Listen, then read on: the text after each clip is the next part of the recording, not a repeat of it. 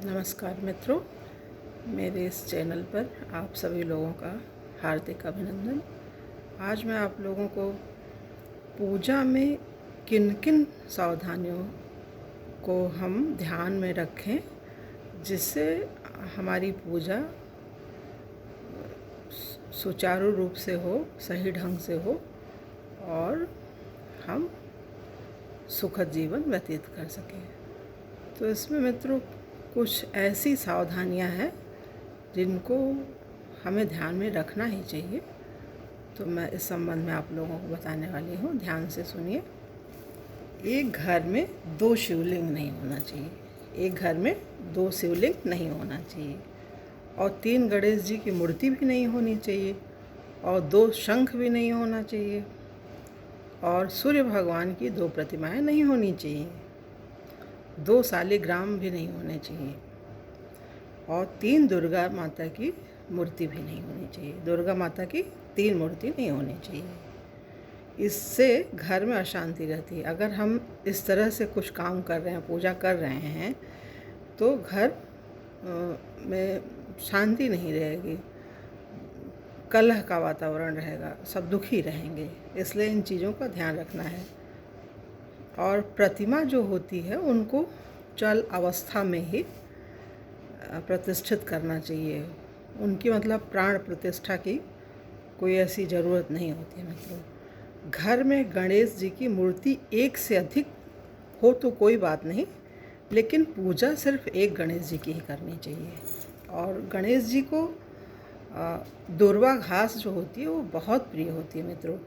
तो उनको पूजा में नित्य नियम से 11 दुर्वा घास चढ़ा सकते हैं आराम से, 21 भी चढ़ाइए।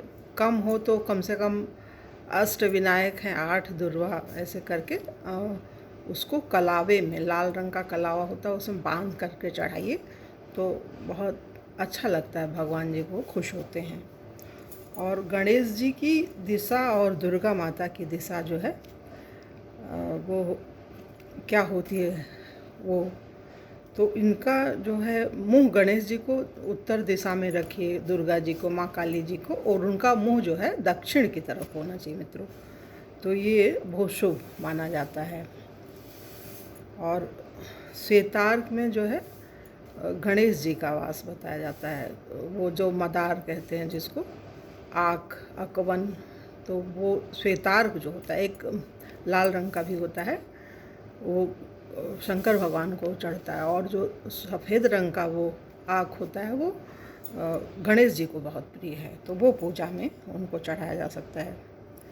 तो मित्रों इन सब चीज़ों का अगर हम ध्यान रखेंगे तो हमारी पूजा जो है अपने हिंदुओं के धर्म संपन्न होगी। जैसे हिंदू धर्म में जो कुछ पूजा की विधि है तो वो मान्य मानी जाएगी, नहीं तो मनमानी लोग करते हैं तो ये सही नहीं है, ये उपयुक्त नहीं है।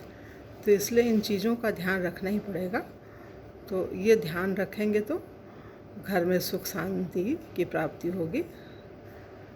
और पूजा जैसे डेली करते हैं वैसे करना है, लेकिन एक नियत समय पे करना है मित्रों, एक नियत समय पे करना है और खुश हो के करना है।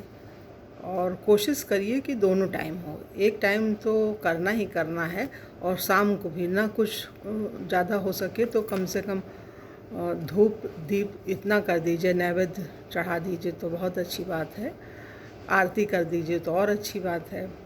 10 मिनट 5 मिनट दीजिए वहाँ भगवान जी के सामने, तो इससे घर जो है आपका खुशहाल रहेगा, घर में सुख शांति आएगी, मन प्रसन्न होगा तो काम अच्छा होगा। तो इसलिए मित्रों ध्यान में रख करके इन बातों को अमल में लाइए और अपने जीवन को सुखद बनाइए। आशा करती हूँ आप लोग ध्यान रखेंगे इन चीज़ों को मित्रों। और ठीक है, फिर अपनी बात को हम समाप्त करते हुए अगले वीडियो में आप लोगों से पुनः मिलेंगे।